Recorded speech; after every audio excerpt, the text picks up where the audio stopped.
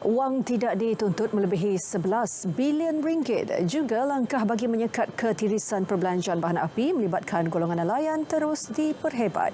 Perinciannya langsung dari Parlimen bersama Farhana Azwani Ismail. Baik Hazel, 11.2 bilion ringgit. Itu jumlah wang yang tidak dituntut setakat bulan lalu. Jelas Timbalan Menteri Kewangan Datuk Seri Ahmad Maslan, 70% daripadanya adalah wang dalam akaun bank yang tidak aktif melebihi 7 tahun. Dua lagi kategori termasuk wang lebihan dalam akaun perdagangan antara pembekal dan syarikat dalam tempoh 2 tahun ataupun lebih. Jemput Tuan Fong Kwilun Bukit Bintang. Bahawa sehingga 30 April 2023 jumlah wang yang tidak dituntut yang diurus oleh Jabatan Akaunten Negara ialah 11.2 bilion ringgit. Banyak tu Tuan Speaker.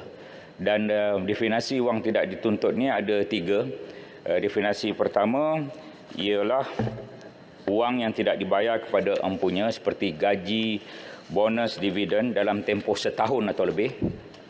Yang kedua, wang dalam akaun perdagangan antara pembekal dan juga syarikat ada lebihan dalam tempoh 2 tahun atau lebih. Dan yang ketiga, yang paling banyak sekali, kira-kira 70% daripada 11.2 bilion ringgit ini ialah wang dalam akaun bank yang tidak aktif dalam tempoh 7 tahun atau lebih. Katalah kalau Datuk Speaker buka 3-4 akaun, bank yang pertama yang Datuk Speaker buka itu dah terlupa dah. Di situ ada RM1,000. Lepas 7 tahun, wang itu akan dihantar oleh bank kepada Jabatan Akaunten Negara. Jadi RM1,000 itu adalah wang tidak dituntut.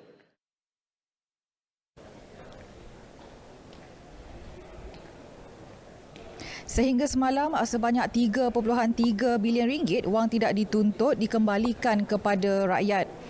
Dalam pada itu, 34% daripada jumlah keseluruhan pelaburan KWSP merupakan pelaburan luar negara. 30 bilion ringgit adalah pelaburan aset hartanah dan 11 bilion ringgit lagi adalah pelaburan hartanah domestik. Separuh daripadanya di United Kingdom dan salah satu yang terbesar, ya semua orang sedia maklum, Battersea, projek itu telah siap dan begitu ikonik di UK. Jumlah 11.3441 bilion untuk jumlah aset hartanah. Dan setakat ini kita cukup menjaga segala pelaburan-pelaburan ini yang disebut tadi mengenai pelaburan berisiko tinggi lah, agak berisiko tinggi yang Kuala Terengganu cadang itu. Walau bagaimanapun kita akan tetap kaji cadangan. Baik, ini pula langkah memastikan bantuan subsidi bahan api nelayan benar-benar digunakan untuk aktiviti penangkapan ikan. Kementerian Pertanian dan Keterjaminan Makanan meletakkan syarat nelayan perlu mengisytihar hasil pendapatan sebelum membuat pembelian diesel bersubsidi. Menurut Timbalan Menteri Chan Fung Hin, penguatkuasaan dan pemantauan dijalankan berterusan agar tidak berlaku ketirisan dalam perbelanjaan kerajaan. Ops tiris dijalankan bermula 1 Mac hingga 31 Ogos nanti. Ops tiris bertujuan untuk memastikan pelaksanaan subsidi diesel tidak mengalami ketirisan dan sampai ke pihak yang layak menerimanya. Tindakan penguatkuasaan ini melibatkan jabatan kerajaan dan agensi penguatkuasaan antaranya APMM, PTRM, Custom, Immigration, LHDN dan LKIM dan DOF yang dari KPKM. B. Memantapkan tadbir urus korporat dan tata kelola berkaitan pengurusan penyaluran minyak bersubsidi di peringkat LKIM dan juga di Persatuan Nelayan PN.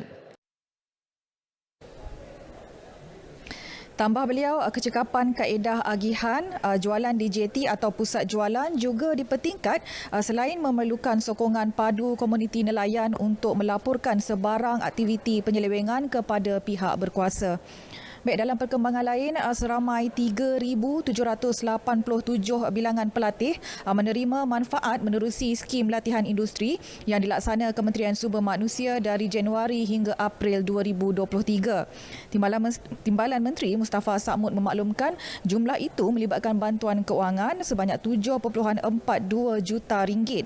Pelaksanaan insentif itu telah membantu pelajar menjalani latihan industri dengan pelbagai syarikat, seterusnya mendedahkan mereka dengan alam pekerjaan. Inisiatif program latihan industri berstruktur nasional ataupun MySIP turut dilaksana. Kriteria pelaksanaan MySIP menetapkan latihan industri adalah sekurang-kurangnya selama 10 minggu dan pelatih industri dibayar allowance bulanan minima sebanyak 500 sebulan bagi pelatih industri SKM 1 hingga SKM 4 dan minima RM600 bagi SKM 5, diploma, sarjana muda, sarjana dan PhD.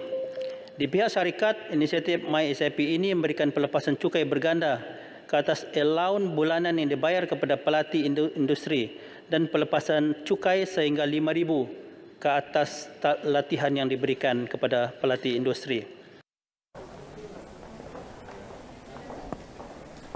Tahun lalu, lebih 700 syarikat mendapat manfaat daripada insentif tersebut termasuk Petronas.